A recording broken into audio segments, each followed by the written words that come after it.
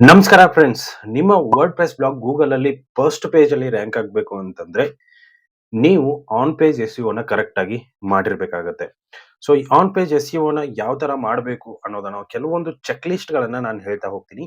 So ಆ check list ಗಳನ್ನ follow ಮಾಡಿ. ಸೊ ಅದೇ ರೀತಿಯಾಗಿ ನಿಮ್ಮ ಒಂದು ವರ್ಡ್ ಪ್ರೆಸ್ ಬ್ಲಾಗ್ ಅಲ್ಲಿ ಇಂಪ್ರೂವ್ಮೆಂಟ್ ಮಾಡಿ, ಅಂದ್ರೆ ಇಂಟಿಗ್ರೇಟ್ ಮಾಡಿ. ಆವಾಗ ನಿಮ್ಗೆ ಏನಂತಂದ್ರೆ ನಿಮ್ಮ ಒಂದು word press blog search results ಅಲ್ಲಿ ಬರೋ ಚಾನ್ಸಸ್ ಇರುತ್ತೆ. ಸೊ ಆನ್ ಪೇಜ್ ಎಸ್ ಮಾಡಬೇಕು ಅಂತಂದ್ರೆ ಕೆಲವೊಂದು ಪಾಯಿಂಟ್ಸ್ ಗಳು ತುಂಬಾ ಇಂಪಾರ್ಟೆಂಟ್ ಆಗುತ್ತೆ. ಫಸ್ಟ್ ಬರೋದು ಏನಂತಂದ್ರೆ ರೈಟ್ ಕೀವರ್ಡ್ ಅನ್ನ ಚೂಸ್ ಮಾಡಬೇಕಾಗತ್ತೆ. ಸೊ ಲೋ ಕಾಂಪಿಟೇಷನ್ ಮತ್ತೆ ಹೈ ಸರ್ಚ್ ವಾಲ್ಯೂಮ್ ಕೀವರ್ಡ್ ಅನ್ನ ಸೆಲೆಕ್ಟ್ ಮಾಡಬೇಕಾಗತ್ತೆ. ಅದೇ ರೀತಿಯಾಗಿ ಒಂದು ಮೇನ್ ಕೀವರ್ಡ್ ಮತ್ತು ಎರಡು ಮೂರು ರಿಲೇಟೆಡ್ ಕೀವರ್ಡ್ಸ್ ಗಳು ಇರಬೇಕಾಗತ್ತೆ. ಸೊ ಇವಾಗ ನೀವೇನಂತಂದ್ರೆ ಸಿಂಪಲ್ ಆಗಿ ಕೀವರ್ಡ್ ರಿಸರ್ಚ್ ಮಾಡ್ತಿರ್ತೀರಾ ಅಂತಂದ್ರೆ ನಿಮ್ಗೆ ಅಲ್ಲಿ ತುಂಬಾ ಕೀವರ್ಡ್ಸ್ ಗಳು ನಿಮ್ಗೆ ಸಿಗುತ್ತೆ. ಸೊ ಮೇನ್ ಕೀವರ್ಡ್ ಅಲ್ಲಿ ನಿಮ್ಗೆ ಎಷ್ಟು ಸರ್ಚ್ ರಿಸಲ್ಟ್ಸ್ ಇದೆ, ಅದೇ ರೀತಿಯಾಗಿ ಎಷ್ಟು ಕಾಂಪಿಟೇಷನ್ಸ್ ಇದೆ ಅದನ್ನೆಲ್ಲ ನೀವು ಚೆಕ್ ಮಾಡ್ತೀರಾ. ಅದ್ರ ಜೊತೆಗೇನೆ ನಿಮ್ಗೆ ರಿಲೇಟೆಡ್ ಕೀವರ್ಡ್ಸ್ ಗಳು ಅಲ್ಲಿ ತೋರಿಸೋದಕ್ಕೆ ಶುರು ಆಗುತ್ತೆ. ಸೊ ಅದರಲ್ಲಿ ಒಂದೆರಡು ರಿಲೇಟೆಡ್ ಕೀವರ್ಡ್ಸ್ ಅಂದ್ರೆ ಸರ್ಚ್ ವಾಲ್ಯೂಮ್ ಇರುವಂತದ್ದು ಕೀವರ್ಡ್ಸ್ ಗಳನ್ನ ಅಲ್ಲಿ ಚೂಸ್ ಮಾಡ್ಕೊಳ್ಳಿ. ಸೊ ಅದನ್ನ ನೀವು ಹಾಕೋಬೇಕಾಗತ್ತೆ. ನೆಕ್ಸ್ಟ್ ಎಸ್ ಫ್ರೆಂಡ್ಲಿ ಟೈಟಲ್ ಇರಬೇಕಾಗತ್ತೆ. ಸೊ ಇದು ಏನಂದ್ರೆ ಆನ್ ಪೇಜ್ ಅಲ್ಲಿ ಇರುವಂತ ಅಷ್ಟು ನಾನು ಪಾಯಿಂಟ್ಸ್ ಹೇಳ್ತಾ ಇರೋದು, ಯಾವುದೇ ರೀತಿಯಾಗಿ ಆಫ್ ಪೇಜ್ ಅನ್ನ ನಾನು ಹೇಳ್ತಾ ಇಲ್ಲ. ಫಸ್ಟ್ ನೆಕ್ಸ್ಟ್ ಬರೋದು ಏನಂತಂದ್ರೆ ಫ್ರೆಂಡ್ಲಿ ಟೈಟಲ್ ಇರಬೇಕು.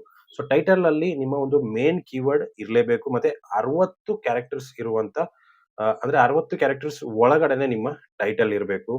ಯೂಸರ್ ಕ್ಲಿಕ್ ಮಾಡೋ ಹಾಗೆ ಅಟ್ರಾಕ್ಟಿವ್ ಆಗಿ ನಿಮ್ಮ ಒಂದು ಟೈಟಲ್ ಅನ್ನು ನೀವು ಸೆಲೆಕ್ಟ್ ಮಾಡಬೇಕು ಅಥವಾ ರೈಟ್ ಮಾಡಬೇಕಾಗತ್ತೆ.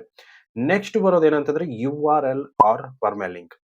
ಯು ಆರ್ ಎಲ್ ಶಾರ್ಟ್ ಮತ್ತು ಕ್ಲೀನ್ ಆಗಿರಬೇಕು. ಸೊ ನೀವು ಇವಾಗ ಫಾರ್ ಎಕ್ಸಾಂಪಲ್ ಒಂದು ಪೋಸ್ಟ್ ಅನ್ನ ಹಾಕ್ತಿರ್ತೀರಾ. ಸೊ ಆ ಪೋಸ್ಟ್ ಟೈಟಲ್ ಅನ್ನ ತುಂಬಾ ಲೆಂತ್ ಆಗಿ ಹಾಕಿದ್ರಿ ಅಂತಂದ್ರೆ ಪರ್ಮಾಲಿಂಕ್ ಕೂಡ ತುಂಬಾ ಲೆಂತ್ ಆಗಿ ಬಂದ್ಬಿಡುತ್ತೆ. ಸೊ ಅದಕ್ಕೋಸ್ಕರ ನೀವು ಟೈಟಲ್ ಅನ್ನ ಎಷ್ಟು ಶಾರ್ಟ್ ಆಗಿ ಹಾಕ್ತೀರಾ ನೋಡಿ, ಅಷ್ಟು ತುಂಬಾ ಒಳ್ಳೇದು ಅಂತಾನೆ ಹೇಳ್ಬೋದು. ಅದೇ ರೀತಿಯಾಗಿ ಅನ್ನೆಸೆಸರಿ ವರ್ಡ್ಸ್ ಏನಾದ್ರು ಅಲ್ಲಿ ಇತ್ತಂತಂದ್ರೆ 100% ಆಗಿ ರಿಮೂವ್ ಮಾಡಕ್ಕೆ ಬಿಟ್ಬಿಡಿ. ನೆಕ್ಸ್ಟ್ ಮೆಟಾ ಟೈಟಲ್ ಮತ್ತೆ ಮೆಟಾ ಡಿಸ್ಕ್ರಿಪ್ಷನ್. ನೀವು ಎಸ್ ಪ್ಲಗಿನ್ ಅನ್ನ ಯೂಸ್ ಮಾಡ್ತಿರ್ತೀರಾ. ಸೊ ಕಂಪಲ್ಸರಿ ಆಗಿ ಯೂಸ್ ಮಾಡಲೇಬೇಕು. ರ್ಯಾಂಕ್ ಮ್ಯಾಥ್ ತುಂಬಾ ಯೂಸರ್ ಫ್ರೆಂಡ್ಲಿ ಆಗಿರುವಂತ ಒಂದು ಅಂತಾನೆ ಹೇಳ್ಬೋದು, ಪ್ಲಗಿನ್ ಅಂತಾನೆ ಹೇಳ್ಬೋದು. ಸೊ ಅದನ್ನ ಕಂಪ್ಲೀಟ್ ಆಗಿ ಇನ್ಸ್ಟಾಲ್ ಮಾಡ್ಕೊಳ್ಳಿ, ಅದನ್ನ ಕಸ್ಟಮೈಸೇಷನ್ ಮಾಡ್ಕೊಳ್ಳಿ. ಸೊ ಮೆಟಾ ಡಿಸ್ಕ್ರಿಪ್ಷನ್ ಅಲ್ಲಿ 150 ರಿಂದ 160 ಕ್ಯಾರೆಕ್ಟರ್ಸ್ ಇರಲೇಬೇಕು. ನೆಕ್ಸ್ಟ್ ಹೆಡ್ಡಿಂಗ್ಸ್ ಅನ್ನ ಕರೆಕ್ಟ್ ಆಗಿ ಯೂಸ್ ಮಾಡ್ಬೇಕಾಗತ್ತೆ. ನೀವು H1 ಅನ್ನ ಯೂಸ್ ಮಾಡ್ಕೊಂಡು ಕೆಳಗಡೆ ಮತ್ತೆ ಅದ್ರ ಸಬ್ ಹೆಡ್ಡಿಂಗ್ H2 ಅನ್ನ ಹಾಕೋಬೇಕಾಗತ್ತೆ. ಸೊ ನೀವು ಡೈರೆಕ್ಟ್ ಆಗಿ ಮತ್ತೆ ಸಬ್ ಹೆಡ್ಡಿಂಗ್ ಅನ್ನ H1 ಹಾಕಿದ್ರಿ ಅಂತಂದ್ರೆ ಇದು ಒಂದು ಏನಂತಂದ್ರೆ ಒಂದು ಸ್ಟ್ರಕ್ಚರ್ಡ್ ಒಂದು ಕಂಟೆಂಟ್ ಅಲ್ಲಿ ಬರಲ್ಲ. ಸೊ ಅದಕ್ಕೋಸ್ಕರ H1 ಎಲ್ಲಿ ಬರಬೇಕು, H2 ಎಲ್ಲಿ ಬರಬೇಕು, H3 ಎಲ್ಲಿ ಬರಬೇಕು, ಅದೆಲ್ಲ ಕಂಪ್ಲೀಟ್ ಆಗಿ ಅಲ್ಲಲ್ಲಿಯೇ ಬರ್ಬೇಕಾಗತ್ತೆ.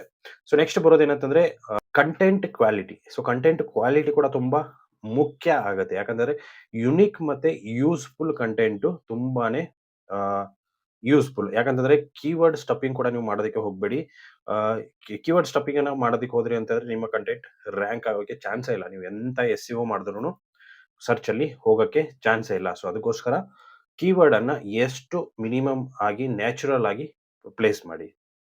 ಇಮೇಜ್ ಆಪ್ಟಿಮೈಸೇಷನ್ ಅನ್ನ ಮಾಡಬೇಕಾಗುತ್ತೆ ಅಂತಂದ್ರೆ ಇಮೇಜ್ ನೀವು ಕಂಪ್ರೆಸ್ ಮಾಡಬೇಕಾಗುತ್ತೆ. ಸೊ ಫಾರ್ ಎಕ್ಸಾಂಪಲ್ ಒಂದು ಇಮೇಜ್ ಅಂದ್ರೆ ನೀವು ಮಿನಿಮಮ್ ಆಗಿ 2 MB ಇರುತ್ತೆ. ಸೊ ಆ 2 MB ಹಾಕಿದ್ರೆ ಅಂತಂದ್ರೆ ನಿಮ್ಮ ಒಂದು ವೆಬ್ಸೈಟ್ ಅಥವಾ ಪೋಸ್ಟ್ ಓಪನ್ ಆಗೋದಕ್ಕೆ ತುಂಬಾ ಟೈಮ್ ತಗೊಳುತ್ತೆ. ಅಂದ್ರೆ ಲೋಡ್ ಆಗೋದಕ್ಕೆ ಜಾಸ್ತಿ ಟೈಮ್ ತಗೊಳುತ್ತೆ. ಸೊ ಅದಕ್ಕೋಸ್ಕರ ನೀವು ಕಂಪ್ರೆಸ್ ಮಾಡಿದ್ರಿ ಅಂತಂದ್ರೆ ಅದು ಸಿಂಪಲ್ ಆಗಿ KB ಒಳಗೆ ಬಂದ್ಬಿಡುತ್ತೆ. ಸೊ ಅವಾಗ ನಿಮ್ಮ ಒಂದು ಪೇಜ್ ಏನಾಗುತ್ತೆ, ಡೈರೆಕ್ಟ್ ಆಗಿ ಸ್ಪೀಡ್ ಆಗಿ ಓಪನ್ ಆಗುತ್ತೆ.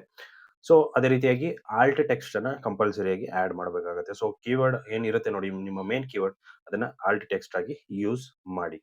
ಇಂಟರ್ನಲ್ ಲಿಂಕ್ ಮತ್ತೆ ಎಕ್ಸ್ಟರ್ನಲ್ ಲಿಂಕ್ ಅನ್ನ ಆಡ್ ಮಾಡಬೇಕಾಗುತ್ತೆ. ಸೊ ಇಂಟರ್ನಲ್ ಲಿಂಕ್ ಅಲ್ಲಿ ನೀವು ಹಳೆ ಪೋಸ್ಟ್ ಗಳನ್ನ ಲಿಂಕ್ ಮಾಡಬಹುದು. ಅದೇ ರೀತಿಯಾಗಿ ಎಕ್ಸ್ಟರ್ನಲ್ ಗೆ ನೀವು ಒಂದು ಟ್ರಸ್ಟೆಡ್ ವೆಬ್ಸೈಟ್ ಅನ್ನ ಎಕ್ಸ್ಟರ್ನಲ್ ಲಿಂಕ್ ಗೆ ಕೊಡಬಹುದು. ನೆಕ್ಸ್ಟ್ ವೆಬ್ಸೈಟ್ ಅನ್ನೋದೇನಿದೆ ಒಂದು ಮೊಬೈಲ್ ಫ್ರೆಂಡ್ಲಿ ಆಗಿರ್ಬೇಕಾಗತ್ತೆ.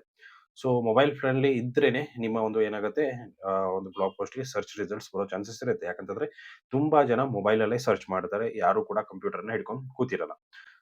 ಸೊ ಪೇಜ್ ಫಾಸ್ಟ್ ಆಗಿರ್ಬೇಕು. ಅದೇ ರೀತಿಯಾಗಿ ರ್ಯಾಂಕಿಂಗ್ ಅದೇ ರೀತಿಯಾಗಿ ಬರುತ್ತೆ. ಸೊ ಇಲ್ಲಾಂತಂದ್ರೆ ಡ್ರಾಪ್ ಆಗೋ ಚಾನ್ಸಸ್ ಇರುತ್ತೆ. ನೆಕ್ಸ್ಟ್ ಫೈನಲಿ ಸ್ಕೀಮಾ ಮತ್ತೆ ಪ್ಲಗಿನ್ ಸೆಟ್ಟಿಂಗ್ಸ್‌ನ ಚೆಕ್ ಮಾಡಿ. ಗ್ರೀನ್ ಸ್ಕೋರ್ ಬಂದ್ರೆ ಪೋಸ್ಟ್ ರೆಡಿ ಅಂತ ಅರ್ಥ. ಸೊ ಪ್ಲಗಿನ್ ಯೂಸ್ ಮಾಡ್ತಿದ್ದೀರಾ ಅಂತಂದ್ರೆ ಅಲ್ಲಿ ಎಷ್ಟು ಪಾಯಿಂಟ್ಸ್‌ಗಳು ತೋರಿಸುತ್ತೆ ಅದೆಲ್ಲ ಗ್ರೀನ್ ಬರೋ ತರ ನೀವೇನ್ ಮಾಡ್ಬೇಕಂತಂದ್ರೆ ಎಸ್.ಇ.ಒ.ನ ಮಾಡ್ತಾ ಹೋಗ್ಬೇಕಾಗತ್ತೆ. ಸೊ ಆವಾಗ ಅದೆಲ್ಲಾನು ಕಂಪ್ಲೀಟ್ ಆಗಿ ಗ್ರೀನ್ ಬಂತಂದ್ರೆ ನಿಮ್ಗೆ 100% ಆಗಿ ನಿಮ್ಮ ಪೋಸ್ಟ್ ರೆಡಿ ಇದೆ ಅಂತ ಅರ್ಥ.